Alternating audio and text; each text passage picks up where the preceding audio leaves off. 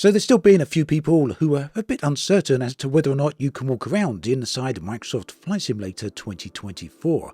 Once it was shown at the preview event, some people still don't believe it. So here is the hard and fast proof. Not only can you walk around outside your plane, but yes, you do have a body as well. This isn't just walking around as a camera. So this weekend then, Microsoft have released the Tech Alpha for Flight Sim 2024. It's available until early morning on UK time, and that gives us just a couple of days to get in. If you have applied for access, hopefully, fingers crossed, you've been in. If not, then give it a try, you may get lucky and still get in. I'll put the instructions in the video description below. Now, what I want to do in this video is highlight the visuals and the world inside the new Flight Sim. Not only are they pretty much unprecedented in terms of quality for a simulator, but they actually surprised me multiple times. Case in point, these trees. Just look how nice they are. Keep in mind this is a flight simulator, so generally speaking would be up in the sky rather than down on the ground, but look just how detailed they actually are. What's more, the trees will change according to the seasons. Notice how the trees have gone from winter trees to autumn trees with some lovely golden autumn leaves on. The graphics again, absolutely gorgeous. Look at the ground, look at the reflections, the tree themselves, and of course the sky in the background. The clouds have been improved here, both in terms of the lighting, but also in terms of the clouds themselves. Let's go up there and take a look. Now, one thing you'll notice is that unlike in Flight Sim 2020, where the clouds, they didn't kind of self-shadow, at least they didn't shadow onto other clouds, this time around they actually do. So that means you'll get clouds illuminated in very different ways, as some over in the distance there are exposed to sunlight, ones here are blocked off by shadows from the clouds above. And of course, just as with 2020, you can customize various different cloud parameters to get the exact style of clouds that you're looking for. And yes, in my opinion, this also looks really nice as well. Sometimes a little bit perhaps on the unrealistic side if you push the parameters a little bit too far, but even still, I really like these. They look pretty good. And we're going to go to some extremes here just to highlight just how we get some of these light shafts. Look at that. Stunning stuff. I think this has a lot of potential to look very nice as we start exploring the sim and the world overall. And yeah, a few graphical glitches there, but largely to be expected. So yes, as said right at the start of the video, this is a Tech Alpha. That means Microsoft are testing things at the moment. I think a lot of this is stress testing, but also likely looking for other feedback and test results as well. It does mean what we're seeing here isn't going to be perfect. It also means that not every feature of the sim is available in this particular build. There's currently only a very small selection of planes that we can use and no helicopters, so that puts some limitations in and of itself. The career mode is present, but again, that is limited to quite a strong extent. Although what we will do is have a look at what is available in some upcoming videos, and we'll also try and have a look at performance as well and how that actually stands in this build. Although keep in mind, this is alpha, so not representative of the final build. For now though, I still want to focus on the visuals as well as the new improved world itself. We're going to stick with the UK for a moment longer. This is the Lake District in England, one of my favourite locations in the whole country, and then we'll move on. We'll have a look at the Alps as well as maybe Egypt and a location in the United States as well.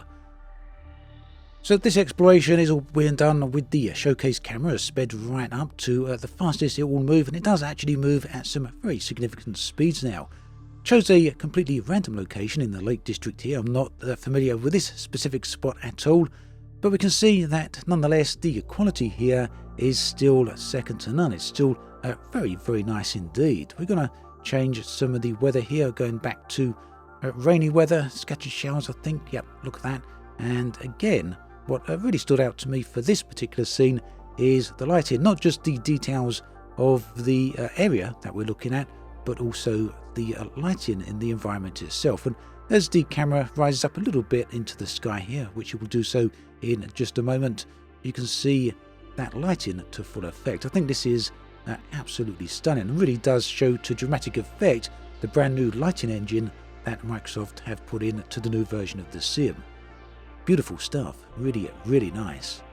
So for those of you who want to have a bit of a closer look at some of the airplanes, this is the Cessna 172, the G1000 version, and I'm going to show you the visuals on the outside of the plane. Let's turn the lighting down a little bit, more towards evening. I think we got some bad weather coming in, and look at the effect of the rain on the windscreen here. This again is very nice visualizations here, very nice graphics, and we can see a similar effect down on the fuselage of the plane itself. Now elsewhere, you may be wondering what nighttime looks like over the cities. This is London, so what we're going to do is change the time to later in the evening. In fact, we go all the way to night, and what you can see is that the sky is reflecting down the ambient light from the city itself. So we're getting that orange yellowish glow from the clouds, from the city lights. So this is London at night. I think you'll probably notice that indeed the night lights have been improved. I think it's still not quite 100% realistic, is it? Still got a little way to go in terms of that. But as far as I'm aware, as far as I can see, this is a pretty big improvement over where things stood with Flight Sim 2020, the previous versions of the sim. Night lights have been changed time and time again over the various versions of the sim. They did look very, very nice actually, initially when Flight Sim 2020 did release, and then went downhill somewhat before being improved again. But I think this is a very nice place for them to be at. Here we are at full daytime, a little bit of a look at London. Actually, in hindsight, I don't think we've got photogrammetry on here, have we? Looks like it's probably using auto-gen buildings, isn't it? And yeah, there was a little bit of glitching going on here. Keep in mind, another thing here that's worth pointing out is that almost everything in Microsoft Flight Simulator is streamed in as you play it. That means even the client itself. Only a small percentage of the client overall is installed on your local PC, and a huge amount of the files are streamed in as you play around, as you fly around in the sim. And that includes the graphical assets, but also the game engine, the sim engine itself. So moving now completely outside of England, now we're going to have a look at the Swiss Alps. Another chance to look outside the plane here. I haven't continued to walk just to see how far you can go, but it seems to me very likely that you can go as far as you like. I'm not entirely sure on that because I haven't tested it. Walking is fairly slow, as you might expect, but, well, yeah, you're walking, aren't you? So you can only go so far.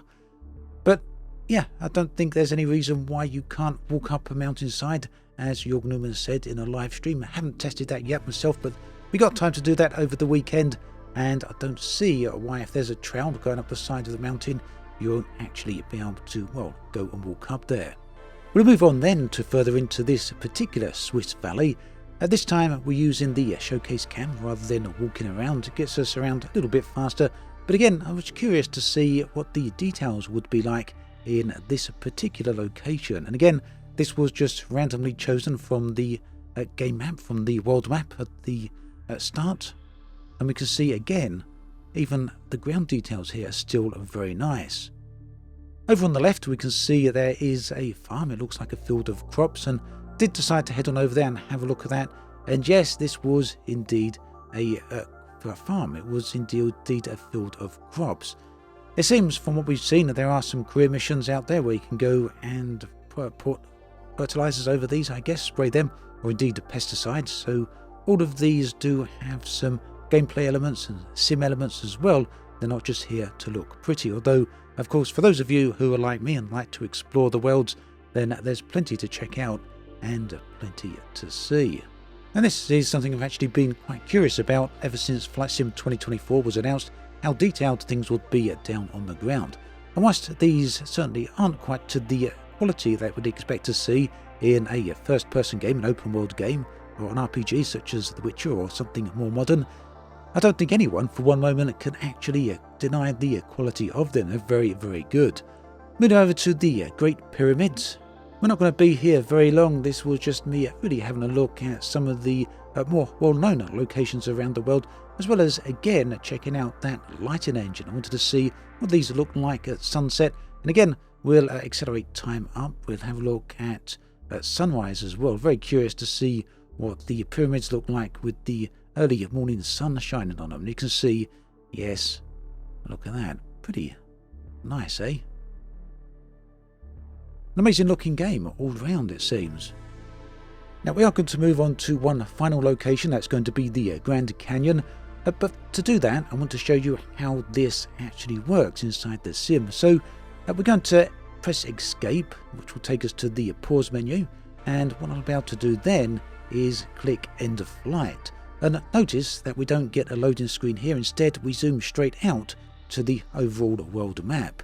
What we can do then is choose a new location, and this works exactly the same as it does in Flight Sim 2020. You can use the world map, just scroll around, browse yourself a location, or if you want, you can use the search location bar over on the left hand side, which I am going to do in a moment because I was having a little bit of difficulty locating the Grand Canyon itself. I don't know why, because, well, there we are, it's pretty obvious.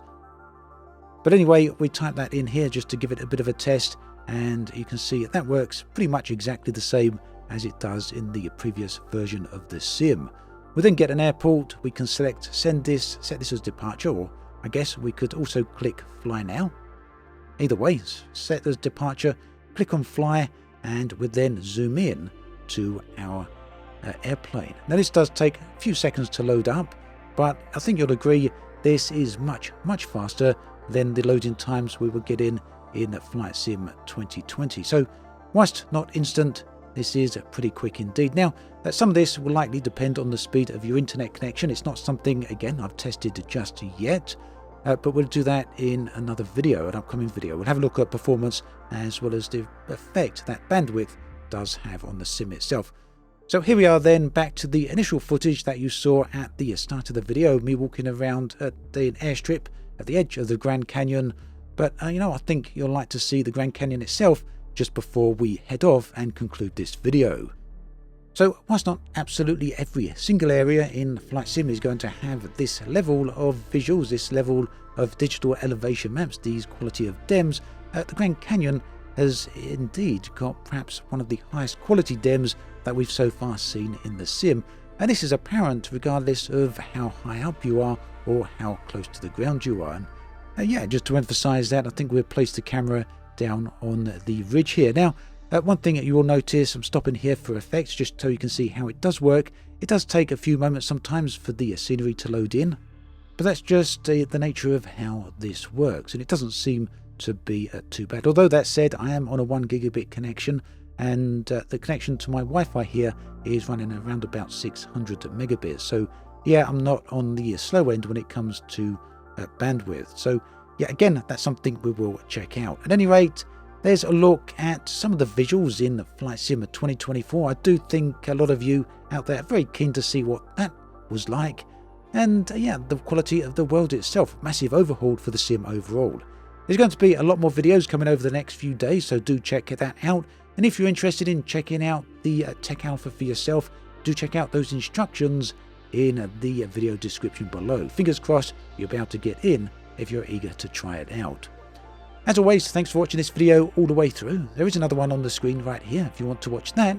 Thanks for watching, and I'll catch you next time. Do take care.